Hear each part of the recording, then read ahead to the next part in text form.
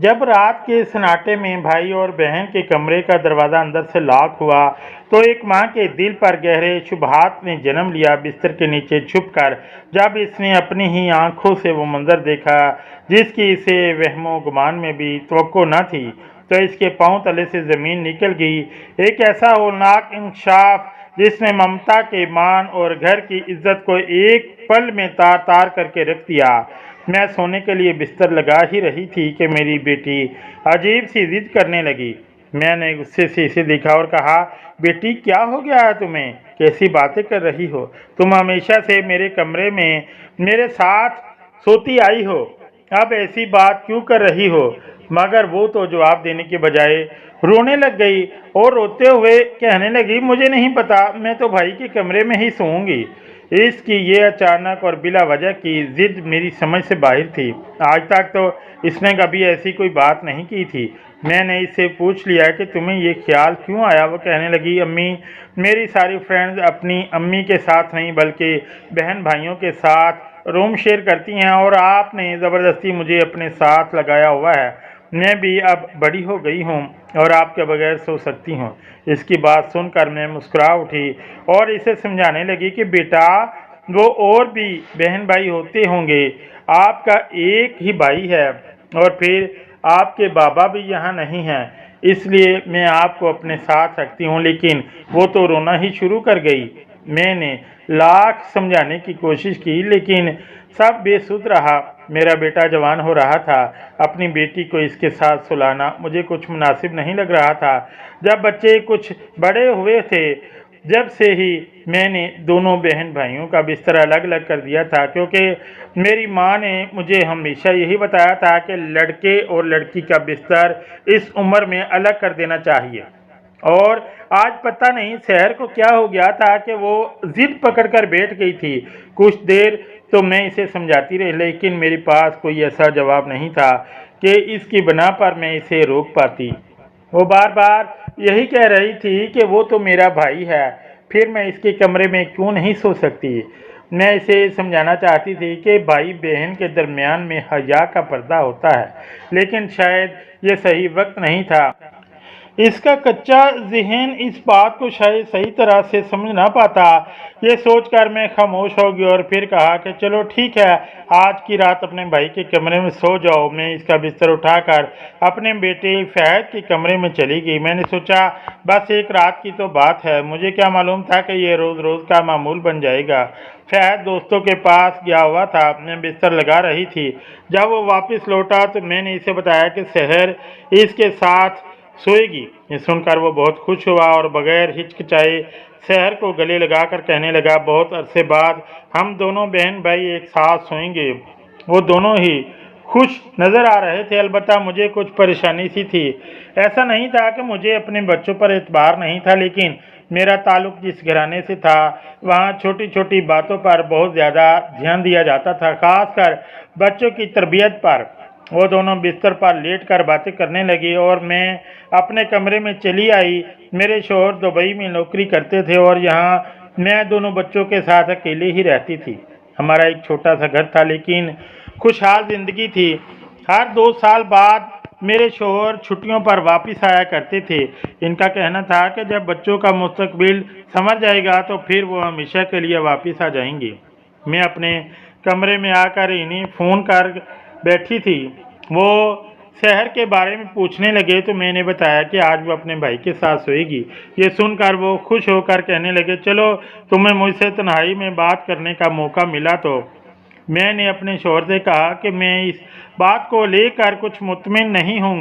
वो कहने लगे, फजूल बातें न किया करो, तुम्हारा तो पूरा ख़ानदान ही कदामत पसंद है, तुम्हारा भी यही हाल है। मुझे अपने बच्चों पर यकीन है कि वो बहुत ही अच्छे और नेक बच्चे हैं। मेरे शौहर ने मुझे मुतमिन करवाया और फिर बातों में लग गई। बहुत अरसे बाद हमने सुकून से काफ़ी देर बातें की थी, वरना हमेशा शहर फ़ोन मुझसे छीन कर बैठ जाती और ख़ुद इतनी देर तक बातें करती कि इसके बाद मेरे शौहर फ़ोन ही काट देते। तकरीबन 1 बजे के करीब मैंने फ़ोन बंद किया और फिर बच्चों को देखने की गर्ज से अपने कमरे से निकली तो चौंक उठी, क्योंकि कमरे का दरवाज़ा अंदर से बंद था। जहाँ तक मुझे याद था फहद कभी भी कमरा लॉक करके नहीं सोता था। फिर आज इसके कमरे का दरवाज़ा लॉक क्यों था? इस बात ने मुझे बेचैन कर दिया था। मैं जो शोहर की बातों पर मुतमिन हो गई थी, एक दफ़ा फिर परेशान होगी। सोचा कि दरवाज़ा बजाऊं, लेकिन फिर ख्याल आया कि बच्चे सो चुके होंगे, इन्हें जगाना मुनासिब नहीं होगा। और फिर अगर वो पूछेंगे कि मैंने क्यों दरवाज़ा बजाया तो मैं क्या कहूँगी? मुझे डर था कि मेरे किसी रवैये की वजह से मेरे बच्चे ये न समझें कि इनकी माँ इन पर भरोसा नहीं करती। मैं ऐसे ही पलटकर अपने कमरे में आ गई थी, लेकिन नींद मेरी नज़रों से उड़ चुकी थी। मुझे जागते हुए थोड़ी ही देर गुजरी थी कि कमरे से कुछ अजीब सी आवाज़ें आईं। मैं उठकर इसके कमरे के पास गई तो आवाज़ आना बंद हो गई। मैं सोचने लगी कि मुझे वहम हो गया है या फिर वाकई आवाज़ आई थी। कुछ देर तक सन्नाटा रहा और फिर मैं वापस आ गई और सोने के लिए लेट गई। फिर मुझे वैसे ही अजीब सी आवाज़ महसूस हुई, लेकिन खुद को ये सोच कर तसल्ली दे दी कि यह सिर्फ मेरा वहम है। और फिर जब मेरी सुबह आँख खुली तो मैं फ़ौरन फैज़ के कमरे में चली गई। कमरे का दरवाज़ा खुला था और वो कॉलेज जाने की तैयारी कर रहा था। ये इसका कॉलेज का दूसरा साल था। अलबत्ता सहर अभी तक सो रही थी, जबकि सहर तो मेरे उठाए बगैर खुद ही हमेशा वक्त पर उठ जाया करती थी, मगर आज इतनी गहरी नींद सो रही थी कि बार बार आवाज़ देने पर भी इसकी आंख नहीं खुल रही थी। मैंने इसे ज़बरदस्ती उठाया तो वो बहुत मुश्किल से उठ कर बैठी। इसकी हालत ऐसी थी जैसे रात भर जागी हो, आंखें भी नींद की कमी की वजह से सुर्ख हो रही थीं। मैंने हैरत से पूछा कि रात भर जागती रही हो क्या, जो अब उठा नहीं जा रहा? मेरी बात सुनकर वो चुप हो गई और जल्दी से पूरी आंखें खोलकर बैठ गई। कहने लगी, नहीं अम्मा, मैं और भाई तो फ़ौरन ही सो गए थे। आपको तो पता है मुझे वक्त पर सोने की आदत है। मैंने इसे घूरते हुए देखा और कहा, इसलिए तो पूछ रही हूँ कि आज क्या हो गया है? बगैर मेरी बात का जवाब दिए वो जल्दी से उठी और मुंह धोने के लिए भागी। इसका रवैया मुझे बहुत ही गैर मामूली लगा था। खैर, मैंने इन दोनों को तैयार करके भेजा और जब अपने बेटे के कमरे पर बिस्तर उठाने के लिए गई तो मेरी नज़र ऐसी चीज़ पर पड़ी कि मैं बुरी तरह चौंक गई। मेरे बेटे के कमरे में इस चीज़ का क्या काम था? आज से पहले तो मैंने कभी ये चीज़ नहीं देखी थी। मैंने बिस्तर उठाया, सफाई की, खाना भी तैयार कर दिया और फिर दोनों बच्चे वापस आ गए। मैंने सोचा कि सीधी तरह फहद से पूछ लूँगी कि रात भर वो दोनों क्या कर रहे थे, लेकिन फिर मैं खामोश हो गई। आज का दौर बदल गया है। पहले जैसा नहीं रहा कि जब माँ बाप सीधी तरह बच्चों से सख्ती से सवाल जवाब करते थे और बच्चे डर कर जवाब दे दिया करते थे।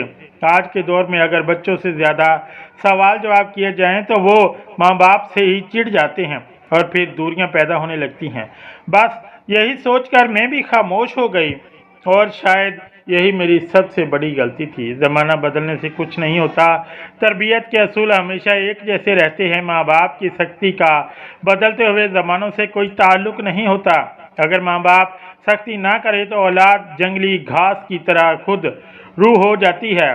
अगली रात जब मैं दोबारा से बिस्तर लगाने लगी तो एक बार फिर सहर ने जिद पकड़ ली कि वो अब रोज़ाना भाई के कमरे में ही सोएगी। मैंने नाराज़गी से कहा कि मुझे अकेले नींद नहीं आती तो मेरे साथ सो जाओ, लेकिन वो ना मानी और फिर इतनी में मेरे शोहर का फ़ोन आ गया और इसने अपने बाप से मेरी शिकायत कर दी। मैं इसे भाई के कमरे में सोने की इजाज़त नहीं दे रही। ये सुनकर मेरे शोहर गुस्सा हुए और कहने लगे, सहर का बिस्तर फहद के कमरे में लगा दो। अच्छा है, हमें भी फुर्सत के कुछ लम्हात मिल जाएंगे। शोहर के हुक्म के आगे मैं खामोश हो गई थी और फिर मैंने सहर का बिस्तर फहद के कमरे में लगा दिया था। वो दोनों बहन भाई फिर एक साथ सो गए थे। मैं जब अपने शोहर से बात करके फारिग हुई और कमरे से निकली तो फहद के कमरे का दरवाज़ा लॉक था।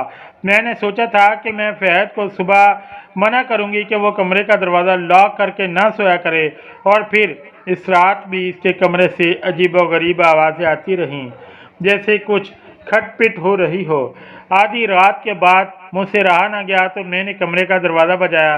पहली दस्तक पर तो दरवाज़ा ना खुला, लेकिन तीसरी दस्तक पर फहद ने नींद भरी आंखों से दरवाज़ा खोला और मुझे देखकर पूछने लगा, क्या हो गया है अम्मा? इतनी रात को क्यों जागा रही हो? अपने बेटे की नींद खराब करने पर मुझे बड़ी शर्मिंदगी महसूस हुई। मैंने फहद से शहर के बारे में पूछा तो वो कहने लगा, वो गहरी नींद सो रही है। और मैं भी सो रहा था, आपको वहम हो गया है, जाकर सो जाएं। ये कहकर वो दरवाज़ा बंद करने लगा तो मैंने इसे रोका और कहा कि दरवाज़ा लॉक ना करो, तुम अभी बच्चे हो, मुझे फिक्र सताती है। मेरी बात सुनकर इसने अजीब सी नज़रों से देखा और ओके कहकर सिर्फ दरवाज़ा बंद कर दिया और लॉक नहीं किया। मैं वापस अपने कमरे में आ गई। मैंने खुद को समझाया कि शायद बहुत ही ज़्यादा सोच रही हूँ। ऐसी भी कोई बात नहीं, मगर 2 दिन बाद ही शहर के स्कूल से फ़ोन आया और टीचर ने ऐसी बात कही कि मैं घबरा गई। उन्होंने मुझे स्कूल बुलवाया था। मैं फ़ौरन स्कूल पहुंच गई। शहर की टीचर ने खसूसी तौर पर मुझसे मुलाकात की और कहने लगी कि शहर हमारी क्लास की बहुत ही लायक बच्ची थी, लेकिन न जाने इसे 3-4 दिन से क्या हो गया है। वो सारा वक्त क्लास में सोती रहती है, पढ़ाई पर कोई तवज्जो नहीं दे रही। यहाँ तक कि पिछले 3 दिन से इसने टेस्ट भी गलत देने शुरू कर दिए हैं। मैंने आपको इसीलिए बुलाया है कि मामला ज़्यादा हाथ से ना निकले, इससे पहले ही हम बात कर लें कि बच्ची के साथ क्या मसला हो रहा है। ऐसा लगता है जैसे रात भर सोती ही नहीं। अब तो इसने अपने दोस्तों से बातचीत करना भी छोड़ दी है। वो बिल्कुल खामोश रहती है और बस सोती रहती है। इसका ध्यान कहीं और ही है। इसने कंपटीशन से भी अपना नाम निकलवा लिया है, जबकि पिछले कई सालों से ये कंपटीशन वही जीत रही थी। क्या आपके घर में कोई मसला चल रहा है जिसकी वजह से वो इतनी डिस्टर्ब नज़र आ रही है? टीचर की बात सुनकर मैं हैरान हुई। शहर तो पढ़ाई को लेकर बहुत ही ज़्यादा सीरियस थी। आज तक कभी मैंने इसे पढ़ाई से फोर्स नहीं किया था। वो खुद ही अच्छे से अच्छा पढ़ती थी, फिर क्यों अचानक ही इसकी परफॉर्मेंस ख़राब हो गई थी? कुछ तो ऐसा था जो मुझे नज़र नहीं आ रहा था और मेरे लिए जानना ज़रूरी था। मैंने टीचर को यकीन दिलाया कि मैं खुद शहर की पढ़ाई पर तवज्जो दूंगी और हमारे घर में भी ऐसे कोई मसले नहीं हैं कि जिसकी वजह से वो डिस्टर्ब हो। टीचर कहने लगी, इम्तहान नज़दीक है, इसीलिए मैंने आपसे बात करना मुनासिब समझा। मैंने टीचर का शुक्रिया अदा किया और उन्होंने ख़ास तौर पर शहर पर तवज्जो दिलाई, लेकिन मैं बहुत ही ज़्यादा परेशान हो गई थी। आखिर ये क्या मामला चल रहा था? शहर का अचानक अपने भाई के कमरे में सोने के लिए जिद करना और फिर सोने का दिखावा करना, जबकि शायद सच यही था कि वो रात भर जाग कर गुजारती थी। अगर इस जागने के पीछे क्या वजह थी? इसने अचानक ये अजीबोगरीब जिद क्यों शुरू कर दी थी और इनके कमरे से आने वाली आवाज़ें कैसी थीं? ये वो सवाल थे जिनके जवाब जानना मेरे लिए ज़रूरी था। और फिर मैंने फैसला किया कि मैं खामोशी से इनके कमरे में छुप जाऊंगी और खुद देखूंगी कि क्या मामला है। और फिर मैंने ऐसे ही किया। मैं रात को दोनों के बिस्तर सेट कर दिया और जब दूध के गिलास रखने के लिए गई तो मौका देखकर इनके बिस्तर के नीचे ही छुप गई। कुछ देर बाद वो दोनों दरवाज़ा बंद करके बिस्तर पर लेट गए और फिर इन की बातों की आवाज़ें आनी शुरू हो गईं। वो दोनों बातें कर रहे थे और मेरे होश उड़ते चले जा रहे थे। मैंने तो अपने बच्चों को ऐसी तरबियत नहीं की थी कि वो मुझे धोखा दें, ऐसा कुछ करें कि मैं अपनी ही नज़रों में गिर जाऊं। मैं सांस रोक के लेटी हुई थी कि जब ही मैंने देखा मेरी बेटी बिस्तर से नीचे उतरी और वॉशरूम में चली गई और जब थोड़ी देर बाद बाहर निकली तो इसके वजूद पर नज़र पड़ते ही मैं शर्म से पानी पानी हो गई। मेरे बेटा भी बिस्तर से उतरा और अपनी बहन के हाथों में हाथ डालकर इसने अजीब तरह की हरकतें शुरू कर दी। मुझे लगा था कि मैं अपने बच्चों की तरबियत ही नहीं कर पाई, मैं इन्हें सही और गलत में नहीं समझा पाई, तो फिर मेरे माँ होने का क्या फ़ायदा? मेरी आंखों में आंसू आ रहे थे। कुछ देर में ये तमाशा देखती रही, फिर मेरे सब्र के हद पार हो गई और मैं बिस्तर के नीचे से निकल कर इन दोनों के सामने खड़ी हो गई। मुझे देखकर वो दोनों हक्का बक्का हो गए और शर्म से सर झुका लिया। मैंने गुस्से में शहर से पूछा कि ये सब क्या है और ये तुमने किस तरह का लिबास पहन रखा है? भाई के सामने इस लिबास में आते तुम्हें शर्म नहीं आई? मेरी बात सुनकर वो कहने लगी, आप तो बहुत ही कदामत पसंदा बातें करती हैं। मैंने ऐसा भी कोई बुरा लिबास नहीं पहना। मैंने हैरत से सर से पाँव तक इसे देखा। वो छोटे से स्कर्ट और टॉप में मेरे सामने खड़ी थी और कह रही थी कि इसने कोई बुरा लिबास नहीं पहना। मैंने बेटे को घूर कर देखा और कहा, तुम बड़े हो, तुम्हें क्या हो गया है? क्या तुम्हें नहीं मालूम कि ये सब गलत है जो तुम दोनों कर रहे हो? तुम्हारी इन हरकतों की वजह से मुझ पर क्या गुजरी है कुछ अंदाज़ा है? तुम दोनों को कि पढ़ाई भी मुतासिर हो चुकी है। मैंने सोचा भी नहीं था कि तुम लोग मेरी दी हुई आज़ादी का इतना गलत फ़ायदा उठाओगे। और शहर के पास ये लिबास कहाँ से आया? मेरे पास पूछने को इतने सवाल थे कि समझ नहीं आ रहा था कि पहले क्या पूछूं और किस बात पर गुस्सा करूं। बच्चों को बुरा कहूं या अपनी तरबियत की कमी पर सर पीटूं। फहद ने सर झुकाकर कहा कि अम्मा, आजकल ये सब कुछ आम है, मगर आपने हम पर इतनी पाबंदियां लगा दी हैं कि हम खुलकर सांस भी नहीं ले सकते। अगर मेरे पास मोबाइल फ़ोन ना होता तो शायद हमें तो दुनिया के बारे में कुछ पता ही ना होता और हम कुएं के मेंढक बनकर रह जाते।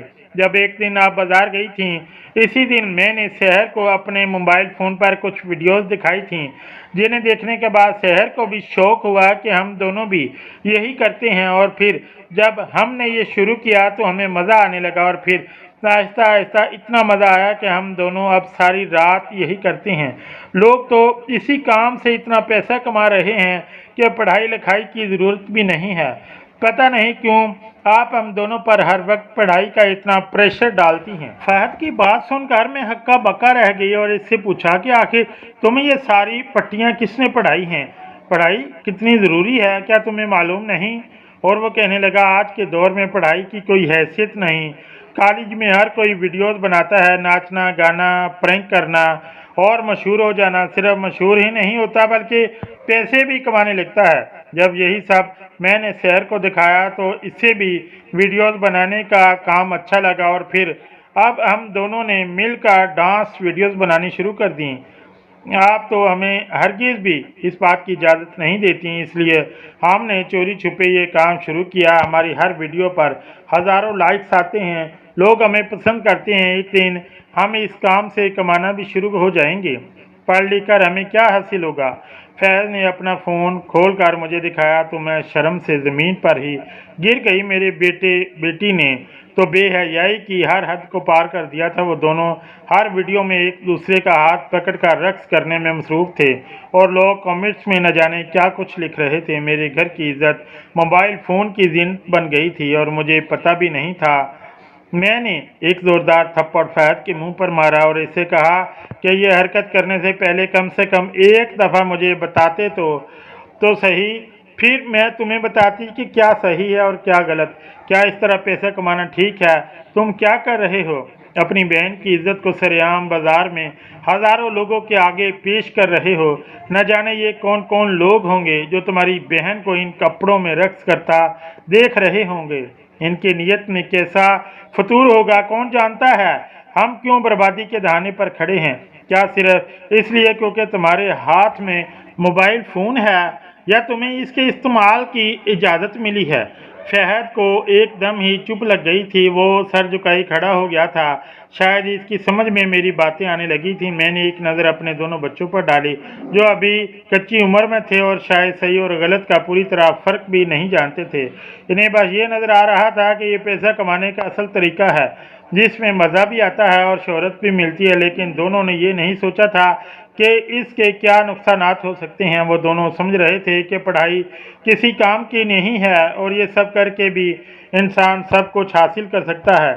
मैंने इन दोनों को अपने पास बैठाया और बताया कि पढ़ाई लिखाई इंसान में शऊर पैदा करती है, इसे सही और गलत का रास्ता बताती है।